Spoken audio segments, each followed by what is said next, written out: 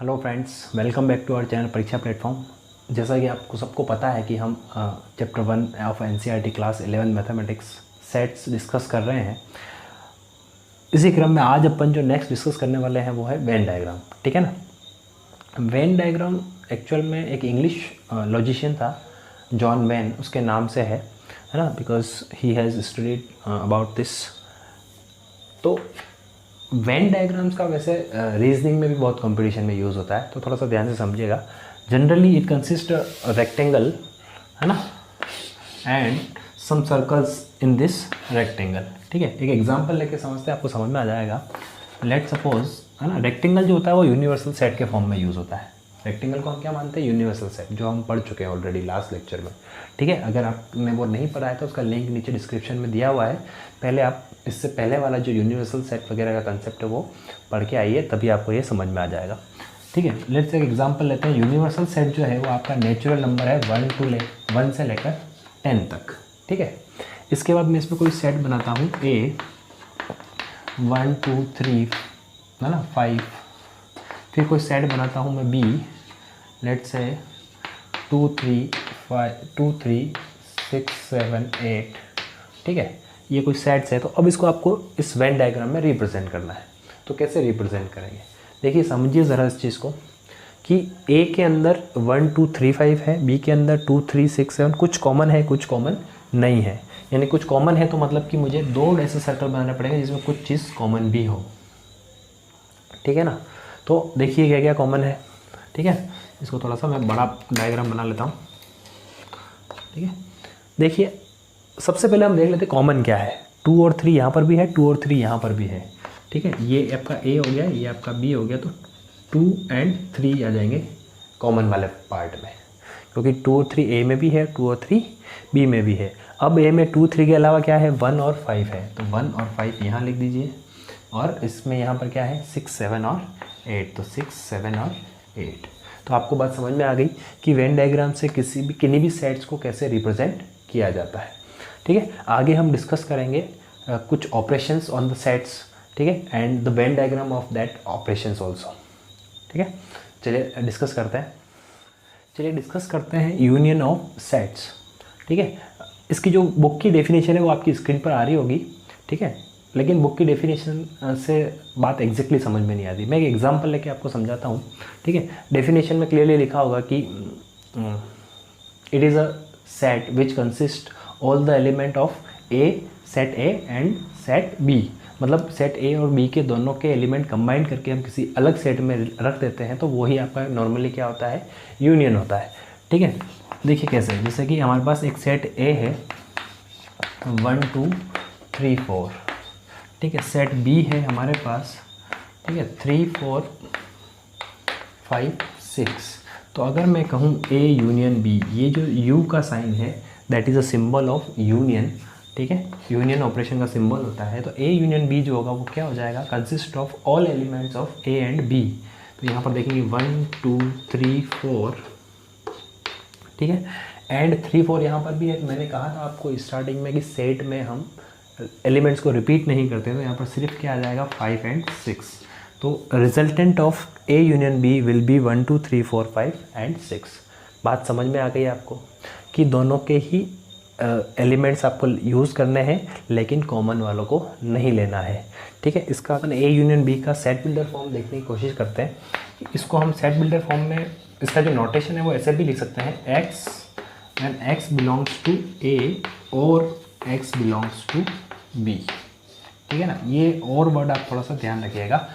एक और हम ऑपरेशन पढ़ेंगे इंटरसेक्शन, उसमें यहाँ पर क्या आ जाएगा? एंड।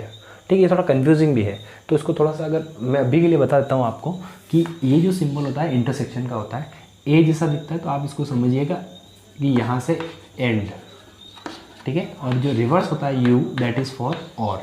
तो यूनियन के लिए हम और वर्ड यूज़ करेंगे।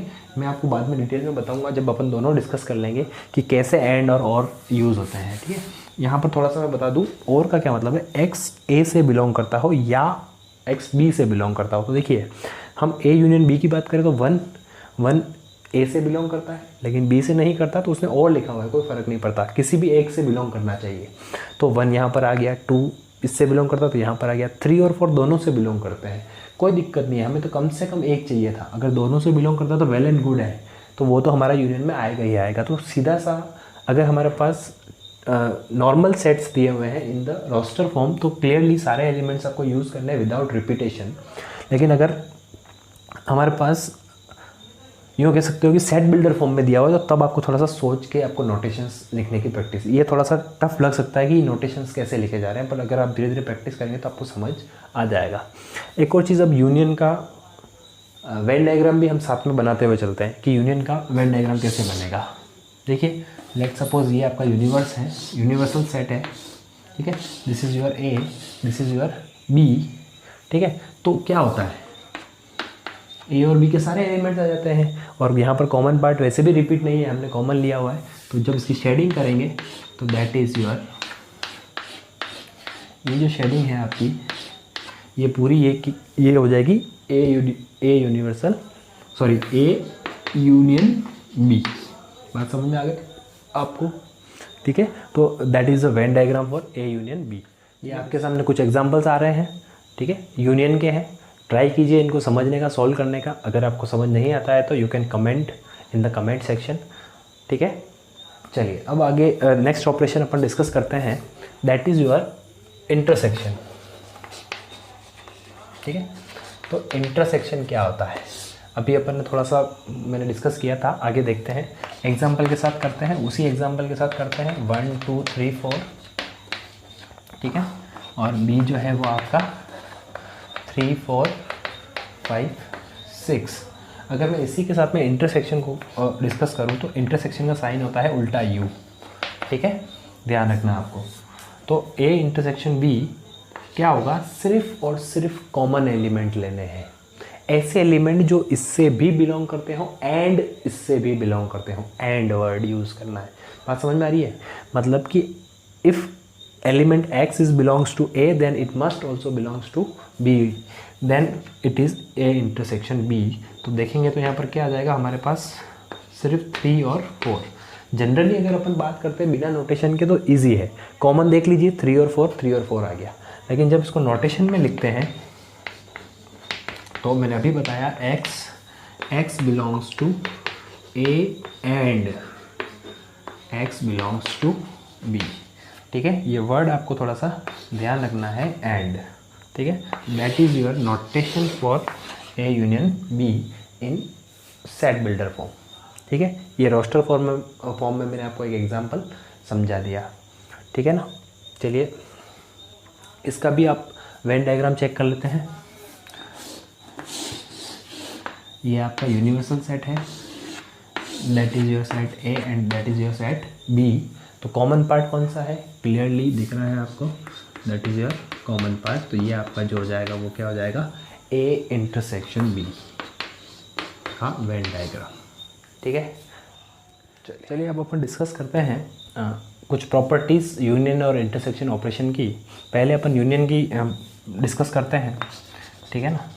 Properties of union, first normal है, आप ध्यान रखिएगा, अगर ए यूनियन बी है तो बी यूनियन ए निकालिए, दोनों ही इक्वल होंगे, इसको बोलते हैं commutative property.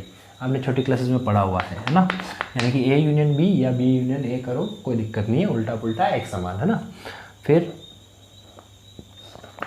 Associative property, A union, अगर हमारे पास 3 सेट हैं तो आप पहले किन्हीं 2 का यूनियन करके फिर तीसरे के साथ कीजिए, या फिर पहले 2 का यूनियन करके फिर तीसरे के साथ यूनियन कीजिए, तो भी ये चीज़ सेम ही आएगी। थर्ड प्रॉपर्टी देखिए, ए का यूनियन 5 यानी कि एम्प्टी सेट के साथ करेंगे, तो एम्प्टी सेट में तो कुछ है ही नहीं, तो क्या आ जाएगा, ए के ही सारे एलिमेंट्स हो जाएंगे, दैट विल बी योर ए, ठीक है। फोर्थ, अगर ए का यूनियन है और ये यू है, ध्यान रखिएगा, यूनिवर्सल सेट के साथ में यूनियन कर रहे हैं अगर आप, तो क्या आएगा, यूनिवर्सल सेट हमेशा बड़ा होता है, ए तो उसका सबसेट ही होगा, तो यूनिवर्सल सेट में जितने भी एलिमेंट्स होंगे ए के एलिमेंट्स भी उसी के अंदर इंक्लूड हो जाएंगे, तो ये यू ही आपका आंसर आएगा, यूनिवर्सल सेट ही आएगा, ठीक है। देखिए एक और प्रॉपर्टी है हमारे पास कि अगर ए का यूनियन किया जाए ए के साथ, तो ऑब्वियसली बात है दोनों ही सेम है, तो ए ही आएगा, इसमें ज़्यादा कुछ समझाने वाली बात है नहीं मेरे हिसाब से, क्योंकि दोनों ही इक्वल सेट हैं, तो दोनों के कंबाइन करोगे तो ए ही आएगा। अब अपन देख लेते हैं सारी प्रॉपर्टीज ऑफ इंटरसेक्शन है ना, इंटरसेक्शन की क्या प्रॉपर्टीज़ होती है हमारे पास?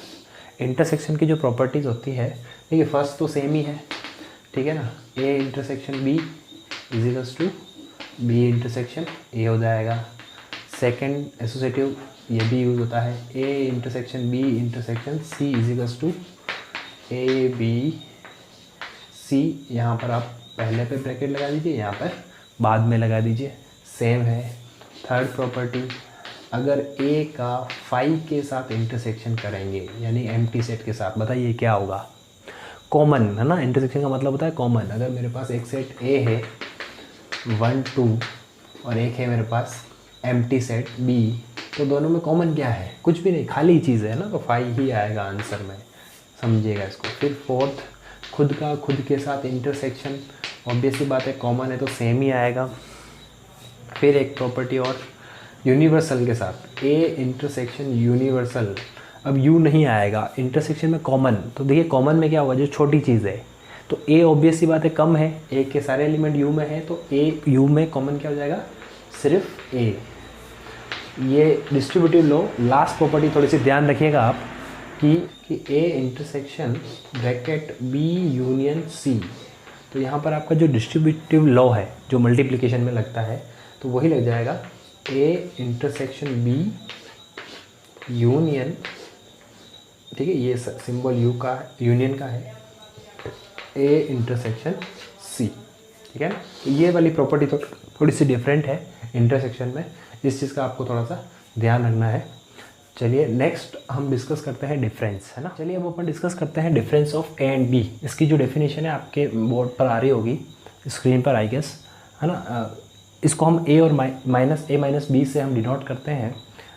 It includes the elements which belongs to A but not to B, या सीधे शब्दों में यूँ कहूँ तो कि ए से जो भी एलिमेंट हैं वो जो ए से बिलोंग करते हैं बट बी से नहीं करने चाहिए, यानी कि कॉमन वाले हैं वो आपको माइनस कर लेने हैं, ठीक है। अभी भी समझ में नहीं आया तो एक एग्जांपल देखते हैं।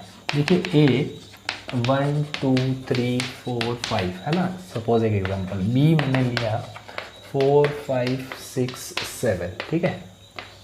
तो अब ए माइनस बी, ठीक है, इंटरसेक्शन अलग चीज़ है, ध्यान रखना। ए माइनस बी, मैंने क्या कहा कि वो सारे एलिमेंट्स जो ए से बिलोंग करते हैं बट बी से नहीं, ठीक है, नॉट इन बी, बी में नहीं होने चाहिए, ठीक है ना। तो देखिए ए में क्या है 1, बी में है क्या? नहीं है, तो इसमें आ जाएगा 1। 2 बी में नहीं है, यहाँ आ जाएगा। 3 नहीं है, आ जाएगा।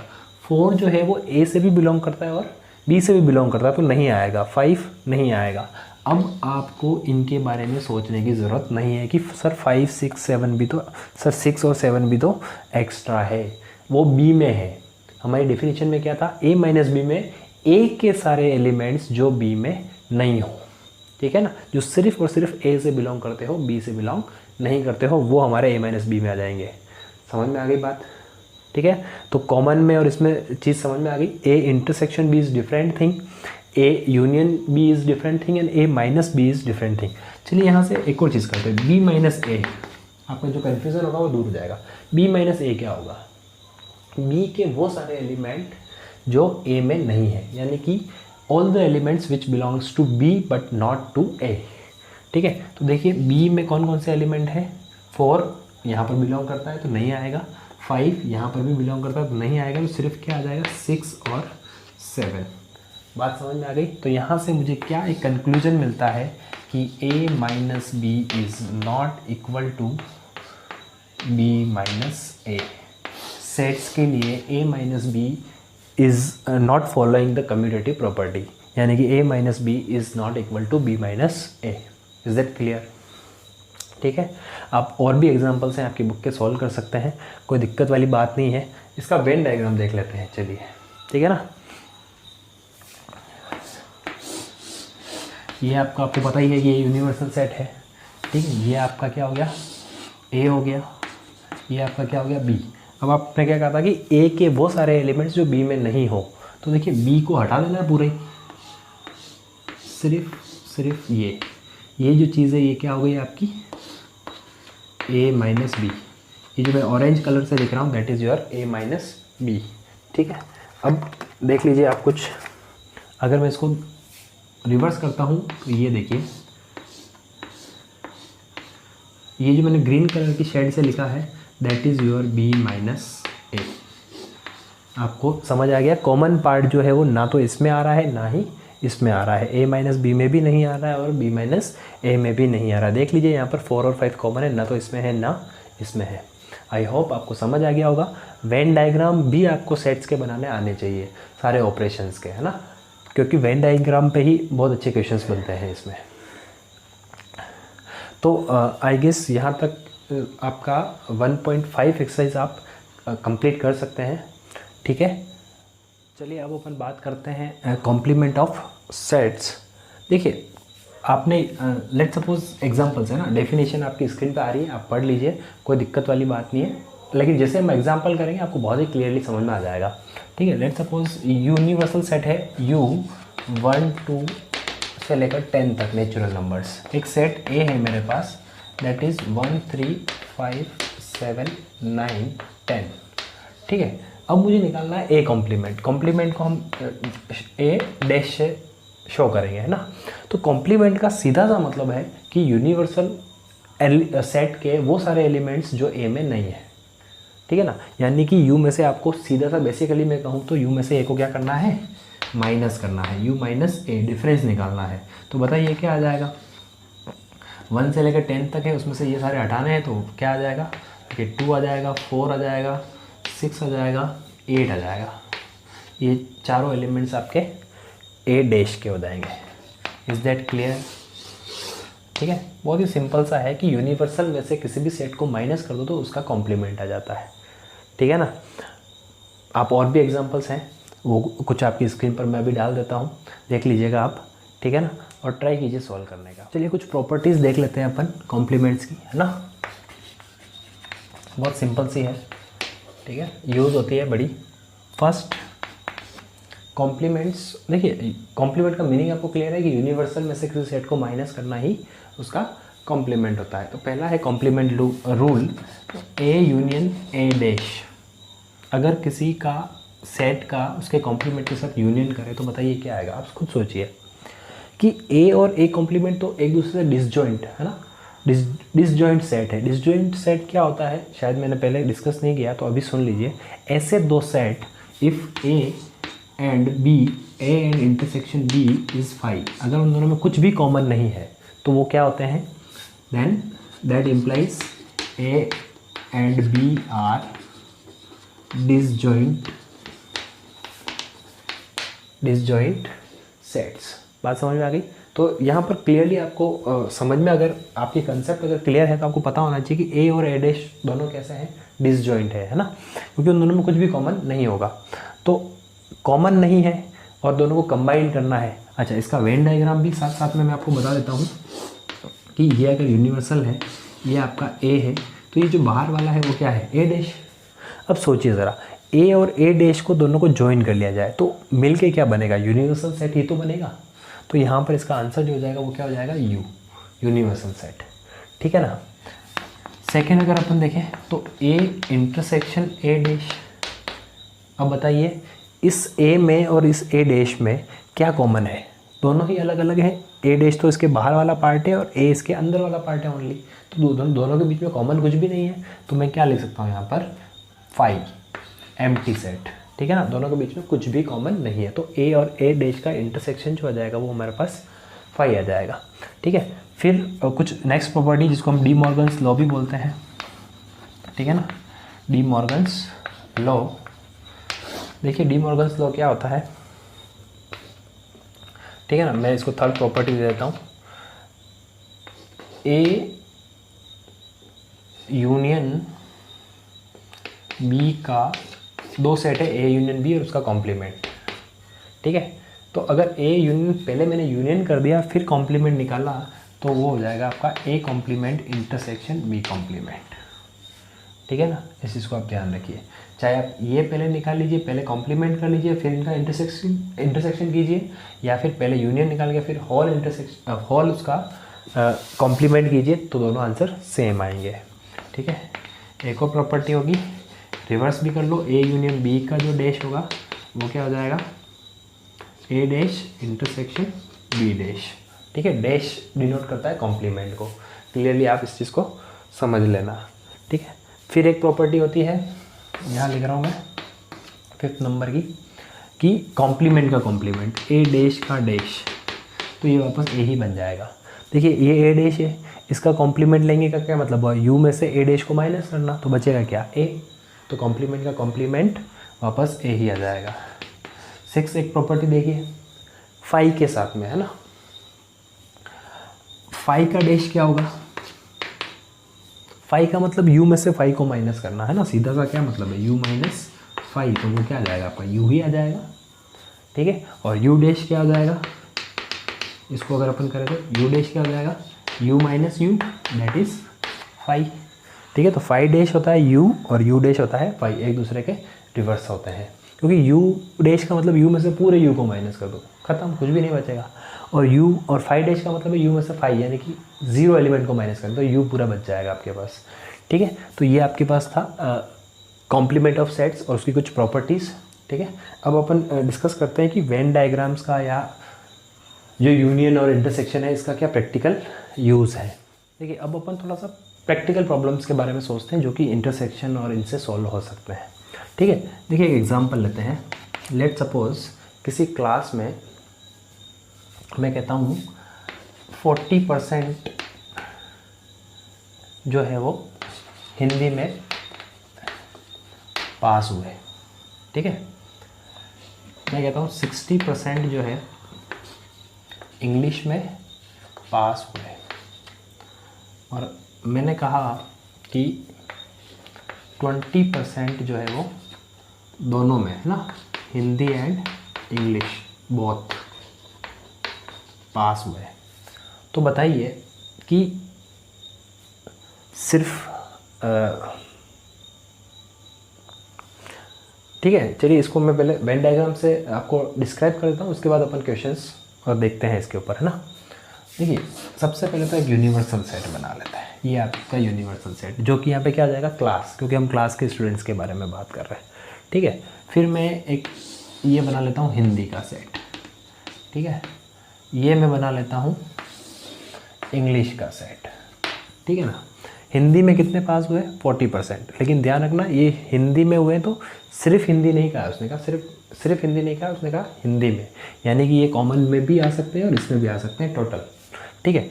20% है जो दोनों में हुए हैं, तो आप देख लीजिए यहाँ पर क्या जाएगा 20% क्लियरली, क्योंकि ये दोनों के कॉमन पार्ट है। फिर हिंदी, तो अब मैं सिर्फ ओनली हिंदी, अगर मैं यहाँ पर बात करूँ तो ओनली हिंदी कितने होंगे आपके पास, देखिए 40 में से आप 20 को माइनस कर दीजिए, कितना बच जाएगा 20। ओनली इंग्लिश की बात करें तो 60 तो है इंग्लिश, है ना, इसमें ये कॉमन वाले भी इंक्लूड है, तो 60 में से 20 को माइनस कर लीजिए, यहाँ पे क्या जाएगा 40, है ना। यहाँ से अगर आप देखो तो टोटल परसेंटेज 60 40 एंड 20 120 हो रहा है। आप कन्फ्यूज हो जाओगे सर ये तो 100 से भी ज़्यादा जा रहा है ना, लेकिन ऐसा होता नहीं है। तो यहाँ से अगर आप देखो तो दोनों सब्जेक्ट्स में कितने पास हुए, अगर क्वेश्चन पूछ लिया जाए कि दोनों सब्जेक्ट्स में मिलाकर टोटल कुल स्टूडेंट्स कितने पास हुए, ठीक है, यानी कि यूनियन करना है आपको, है ना, इन दोनों को क्या करना है, यूनियन करना है, ठीक है। तो क्या करें, सिर्फ दोनों की बात नहीं हो रही है, चाहे हिंदी में हुआ हो चाहे, या मैं कह सकता हूँ अगर इस क्वेश्चन को ढंग से पूछूं मैं आपको तो आप इसको समझिएगा कि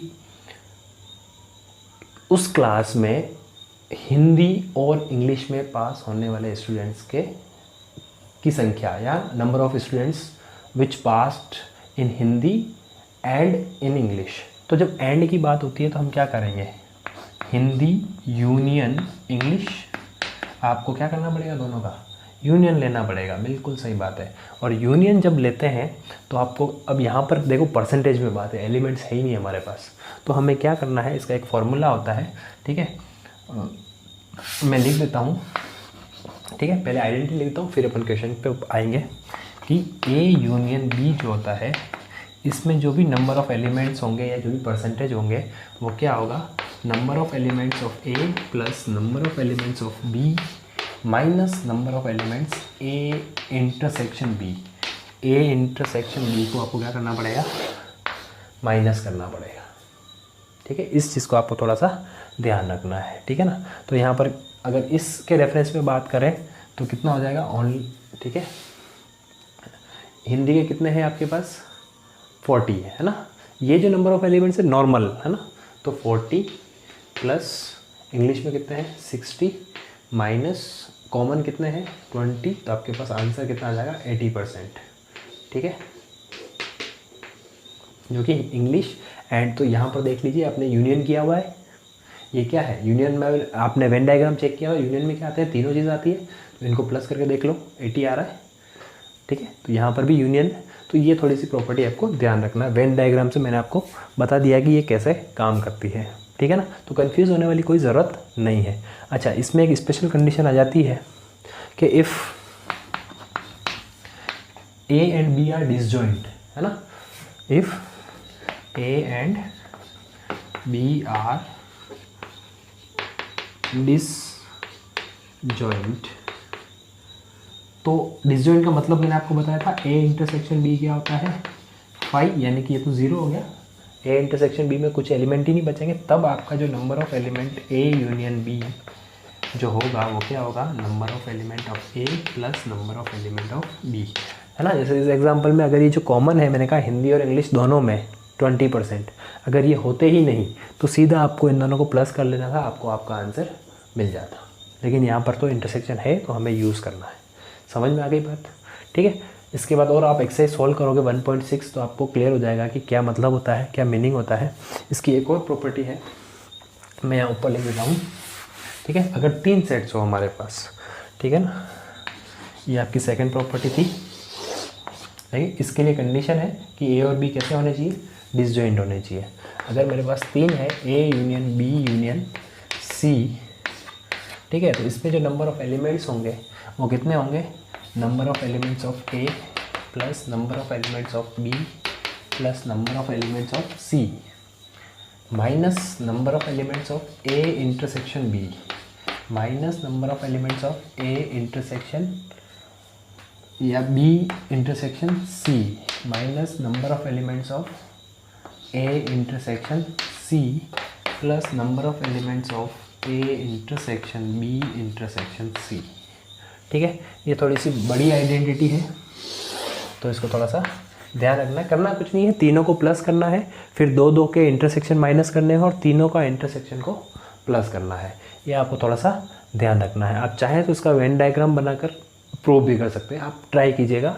और अगर कोई दिक्कत आती है तो you can comment down there, ठीक है, ठीक है। तो ये जो था टोटल अपने सेट्स का पूरा लगभग बेसिक्स या इंट्रो वीडियो या कॉन्सेप्चुअल वीडियो लगभग कंप्लीट हो चुका है। इसके बेसिस पर आप आपकी सारी एक्सरसाइज 1 की सारे पॉइंट्स 1.1 से लेकर 1.6 तक कंप्लीट कर सकते हैं। अगर कोई डाउट आता है तो you can comment down there. Till then stay tuned. जय हिंद।